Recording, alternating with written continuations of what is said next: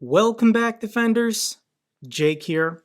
Let's start today's video with the latest round of Russian missile strikes, this time occurring early in the morning on May 1st. Now, the good news is that nobody was reported killed, but many Ukrainians were still injured. Ukraine's air defense systems successfully shot down 15 of 18 Russian missiles. That's an 83% success rate. Pretty good, but not 100%, meaning that 3 Russian missiles made it through and successfully hit their targets. And the Russian strike that everyone is talking about online happened in Pavlograd. This is just east of the city of Dnipro. And there's actually a video of the strike, once again happening in the middle of the night. Somebody caught a very large explosion on camera. I can't play this on YouTube, so I'll link the video in a pinned comment down below if you want to see a pretty massive shockwave. So the Russians definitely hit something, and according to Russia, they destroyed air defense systems, they destroyed an ammunition depot, probably some HIMARS and Leopard 2 tanks, and 1,000 NATO special forces. But more than likely, massive shockwave from Russian strike may have been a rocket storage facility detonating. A chemical plant used to store old Soviet-era missiles was believed to be among the targets hit in a barrage that injured dozens. So was this a Ukrainian ammunition depot, in preparation for their spring counteroffensive? Possibly. Was it a rocket storage facility for decommissioned Soviet-era missiles? Also possible. I can't really tell you which is which. But Reznikov still feels pretty confident about the upcoming counteroffensive. Here's a statement that he put out. As of today, we are reaching the finish line before the counteroffensive. I don't just hope. I believe in it. I am convinced that a lot has been done for it to be successful. Everything must be planned and thought out. So I'm sure Russia is trying to decipher what is Ukraine's plan, where are they going to strike. Ukraine more than likely has been saving up HIMARS missiles and artillery ammunition so that when the counteroffensive begins, it's going to begin with a bang. So hopefully it was just a rocket storage facility. Kind of seems consistent if you watch the video of the explosion. But Ukraine's air defense systems are actually more important today than ever. Why an integrated air defense system is so crucial to Ukraine's counteroffensive. Kyiv's generals may have to choose between waiting for more major anti-aircraft systems to arrive or risk its big offensive getting blasted by Russia's air force. So it's possible that the massive counteroffensive might not happen this month. It might not happen for a couple months because Ukraine continues to receive training, continues to receive additional, especially air defense systems. And Ukraine would really benefit from overlapping air defense systems to protect their soldiers once they start advancing. It is possible that this is all one big, misdirection from the Ukrainian forces, and they won't launch a massive counteroffensive this month. They might choose to delay it further into summer. And I think a major piece of the puzzle that is still missing is GLSDB. I've not mentioned this here on the channel the last 2 months. This stands for Ground Launch Diameter Small Bombs. These are precision-guided bombs that can be launched from a HIMARS that can go 150 kilometers. So the idea from the United States to supply this began in last November and December. The contracts were negotiated with Boeing and Saab and signed in February. And Boeing is saying that they can start delivering thousands of these missiles earliest June, probably latest August. So I think Ukraine would definitely benefit by having missiles that can go 150 kilometers And they're not going to receive these, once again, earliest until June. But maybe in May, this month, they will start pushing, and then they'll get a boost once GLSDB finally arrives. This next story is very important. This is very good news for Ukraine. So this video clip is of Republican Speaker of the House, Kevin McCarthy. It looks like he's currently in the state of Israel giving a press conference, and he was asked a question from a Russian reporter. So let's first listen to the question. Yes, sir. Вячеслав Tartakovsky, РИА Новости, Russia. We know that you don't support the current unlimited and uncontrolled supplies of weaponry and aid to Ukraine. So, can you comment, is it possible if in the near future the US policy regarding sending weaponry to Ukraine will change? So this Russian state media reporter asks Speaker McCarthy, "We know you don't support unlimited military aid to Ukraine. Can you comment when the US policy will change?" This Russian reporter is referring back to a statement McCarthy made last October, so this was over 6 months ago, in which McCarthy, who wasn't Speaker of the House yet, he stated there would be no blank check for Ukraine if the Republicans win the majority in the House. So here is Speaker McCarthy's response to that question. Okay, I'm not sure. The sound here is not good. Did he say, I don't support aid to Ukraine? No, I vote for aid for Ukraine. I support aid for Ukraine. I do not support what your country has done to Ukraine. I do not support your killing of the children either. And I think for one standpoint, you should pull out. And I don't think it's right. And we will continue to support because the rest of the world sees it just as it is. Bravo! That is a very strong answer to this leading question. I think this Russian reporter was hoping McCarthy would, waffle on the answer or stumble through it, not wanting to give a strong statement of support for Ukraine. So this is huge news. This is news to me. I thought that potentially Speaker McCarthy might block any future votes on military or financial assistance to Ukraine. But if he's stating that he's willing to vote for additional military aid to Ukraine, then everybody in Congress, all leadership agrees. And there's enough votes from both Republicans and Democrats to continue sending military aid to Ukraine for the rest of 2023 and for the rest of 2024.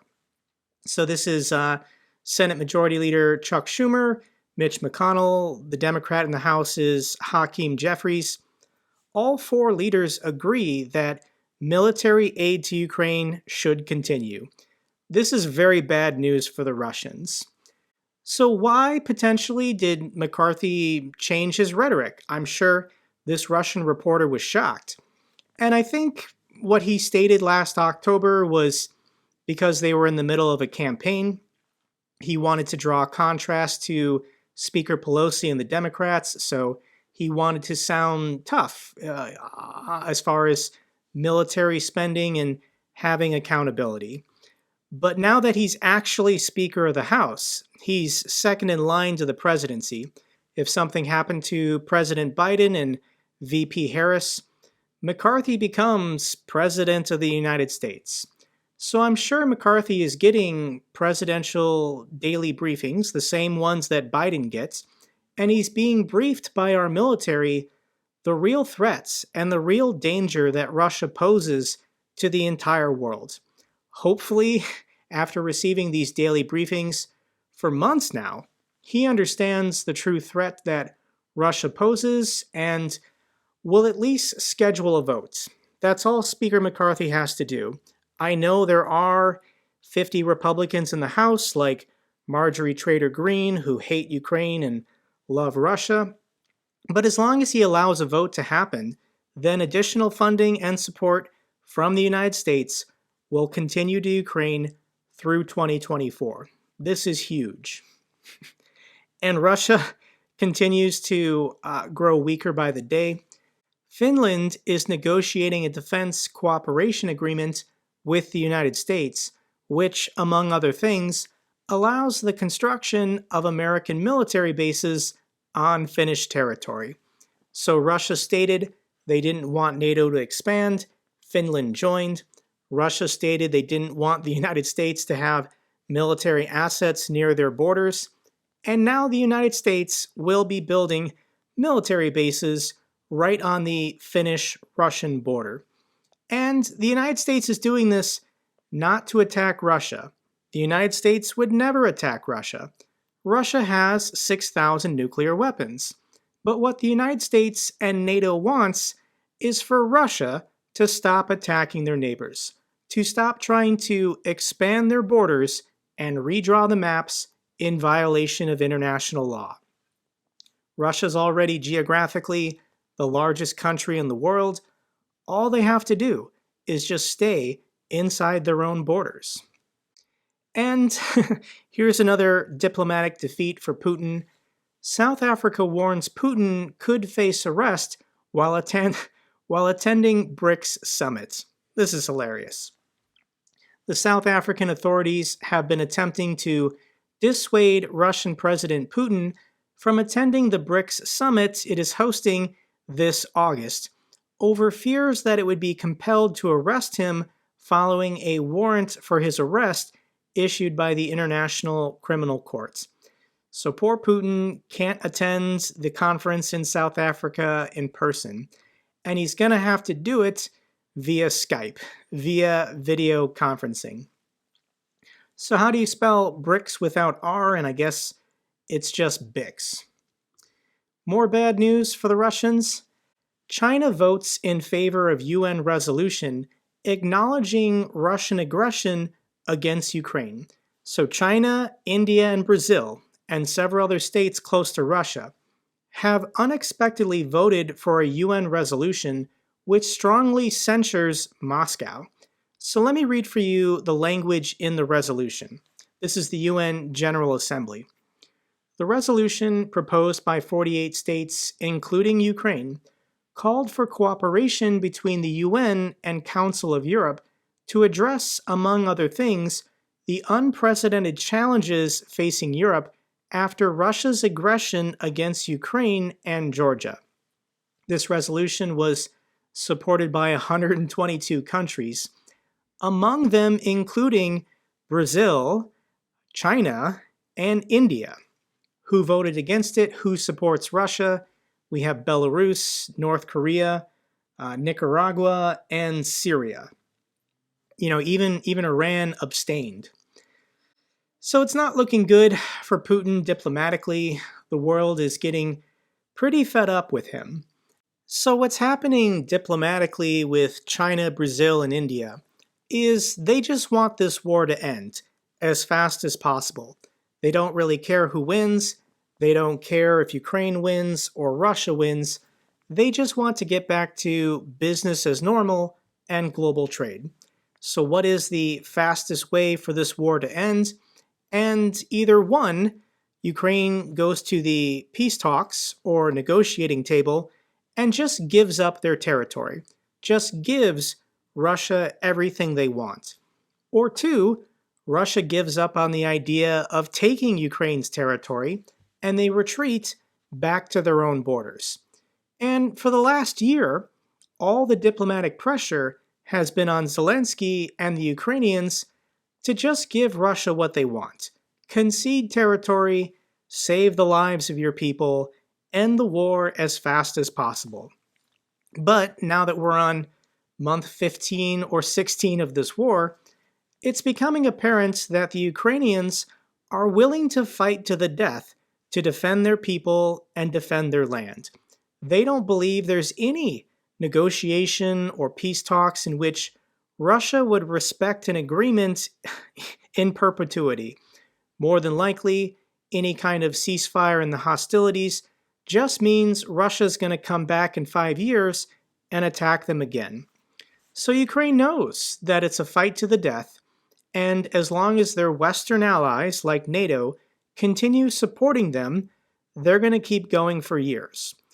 So now, for countries like China, if they believe that the Ukrainians are willing to fight to the death, fight forever for their land, well, now the only way to end this war as fast as possible is to put pressure on Putin, put pressure on the Russians to just go back to their own borders and try and find a way to end this. Next report. U.S. intelligence believes slaughterfest fighting in Ukraine has cost Russia 100,000 dead and wounded in only a matter of months. So this statement was made by White House security spokesperson John Kirby. And let me read for you the quote. But just since December, we estimate that Russia has suffered more than 100,000 casualties, including 20,000 killed in action, nearly half of whom were Wagner soldiers, the majority of whom were Russian convicts that were thrown into combat in Bakhmut. So according to U.S. intelligence, Russia has lost 20,000 killed, 80,000 wounded just since December. A majority of them have been Wagner mercenaries. These are Russian convicts being used in these human meat wave attacks. But you can't believe something is true until the Kremlin denies it. The Kremlin spokesman Dmitry Peskov called U.S. data on Russian losses in Ukraine made up. So now I can actually believe U.S. intelligence that Russia has lost 100,000 soldiers, KIA or wounded, in the last 4 or 5 months. Kremlin spokesman says Russia's defense ministry publishes data about Russian losses in a timely manner. None have been published in over 7 months. So Russia, probably to begin with, doesn't view the death of Wagner mercenaries as the death of Russian troops. They say that's the Wagner group. If they lose a guy, that doesn't really count for our side. So let's check in on the front lines, and the city of Bakhmut continues to hold, not really. And what's happening this week is pretty interesting because Ukraine more or less has just been strategically pulling back one city block at a time.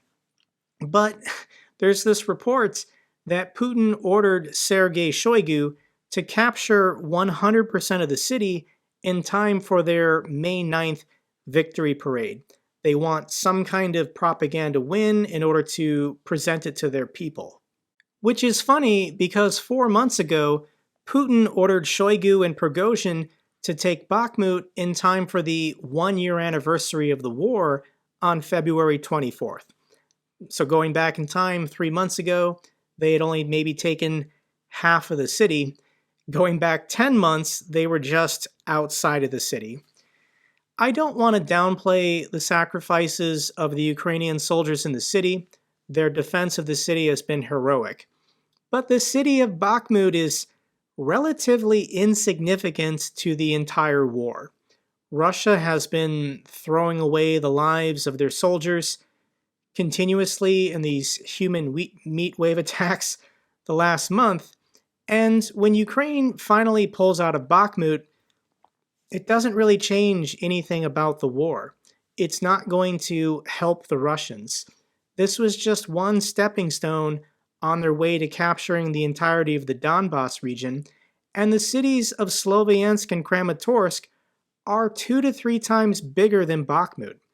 If we've got 100,000 casualties in 4 months, taking a pre-war population city of 70,000, how is Russia ever going to get Sloviansk and Kramatorsk? They're going to run out of people.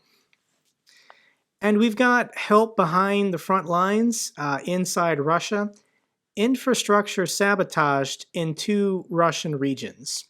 Power lines were blown up in Russia's Leningrad Oblast overnight, and a train carrying fuel supplies was derailed in Bryansk. So Russian freight train derails after hitting explosive device. So a saboteur somewhere in Russia put an IED on the train track, and when the train rolled over it, it derailed 7 or 8 cars. There actually is a video of what the overturned cars look like. I'll put it in the pinned comment if you want to check it out. But let me share with you the reaction of a Russian reporter. This is a propagandist on the scene. And here's the video he put out in response to this train derailment.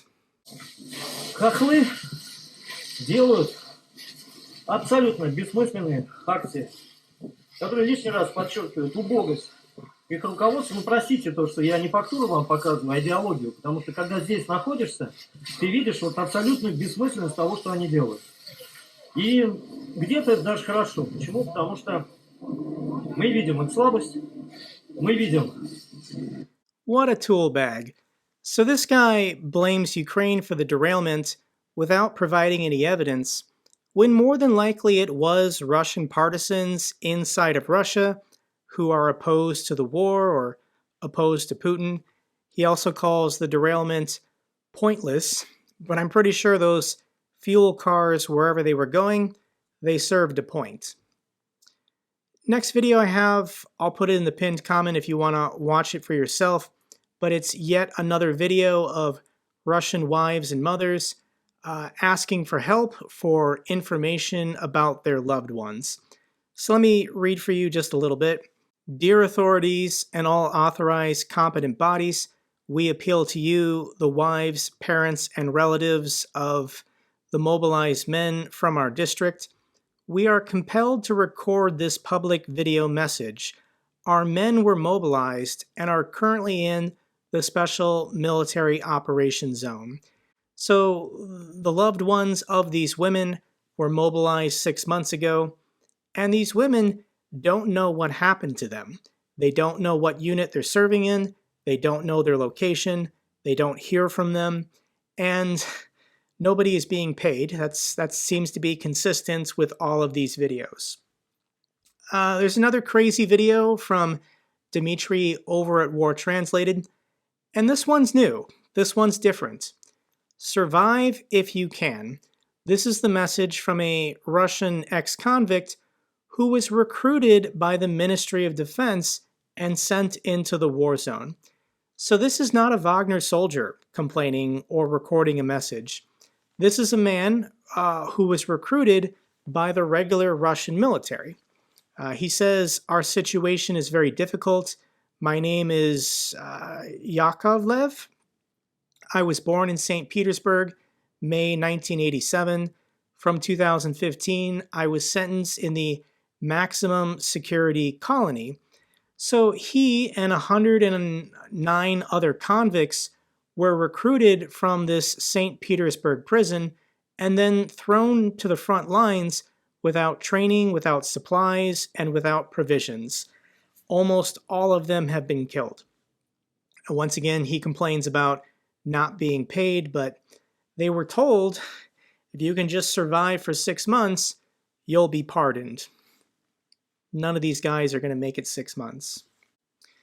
So with such high casualty rates, calls in State Duma to increase length of Russian military service in an attempt to improve the professionalism of the Russian military, the first deputy chairman of the State Duma Defense Committee has said that Russia must increase the length of its military service.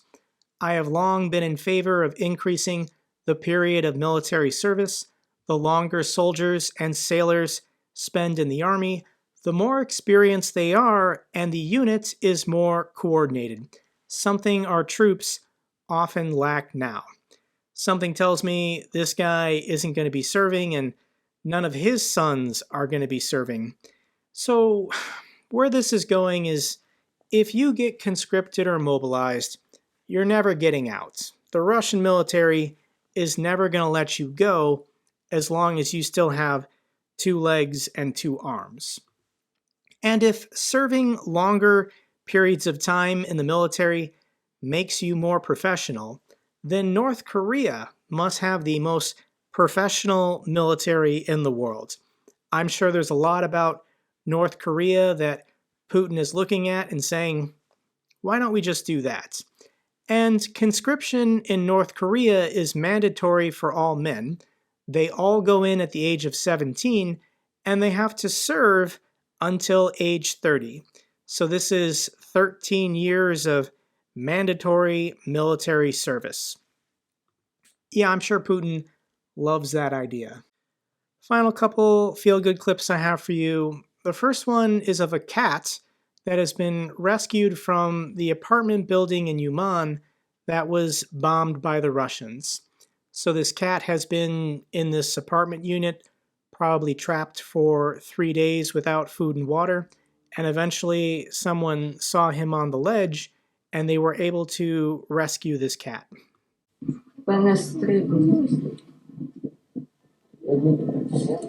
Переживаю, що щось може десь провалитися, ти ще щось на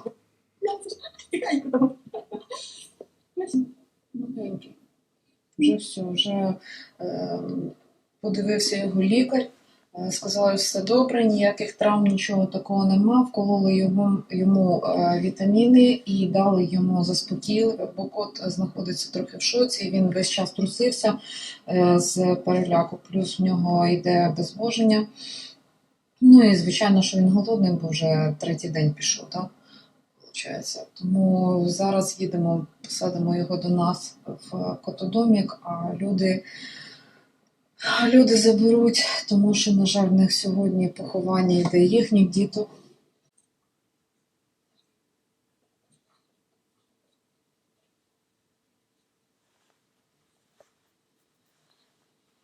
Ти хотіла пустити, коли тобі страшно заходити? In Ukraine, every life matters. Final clip I want to share with you is of a street performer in the city of Lviv playing the bandera.